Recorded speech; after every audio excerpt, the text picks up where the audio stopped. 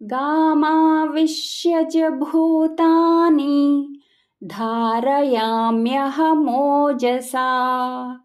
पुष्णामि चौषधीः सर्वाः सोमो भूत्वा रसात्मकः. భావము: పృథ్వీ యందు ప్రవేశించి నేను నా శక్తి ద్వారా సకల భూతములను ధరించి పోషించుచున్నాను మరియు అమృతమయుడగు చంద్రుడనై వనస్పతులన్నింటికి పుష్టిని చేకూర్చుచున్నాను అని శ్రీకృష్ణ భగవానుడు అర్జునుడితో పలికెను.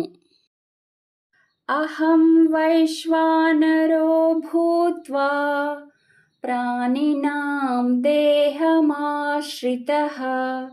ప్రాణాపానసమాయుక్తః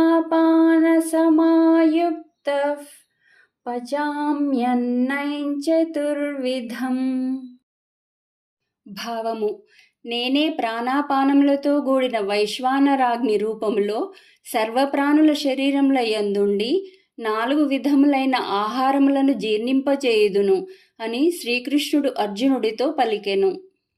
సర్వస్య చాహం హృది సన్నివిష్టో మత్తః స్మృతిర్జ్ఞానమపోహనం చ వేదైశ్చ సర్వైరహమేవ వేద్యో వేదాంతకృద్వేద విదేవ చాహం. భావము: సమస్త ప్రాణుల హృదయములలో అంతర్యామిగా ఉన్నవాడను నేనే. నా నుండియే స్మృతి, జ్ఞానము, అపోహనము కలుగుచున్నవి. వేదముల ద్వారా తెలుసుకొనదగిన వాడను నేనే. వేదాంతకర్తను, వేదజ్ఞుడను కూడా నేనే అని శ్రీకృష్ణ భగవానుడు అర్జునుడితో పలికెను. ద్వావిమౌ పురుషౌ లోకే క్షరశ్చాక్షర ఏవ చ క్షరః సర్వాణి భూతాని కూటస్థోక్షర ఉచ్యతే.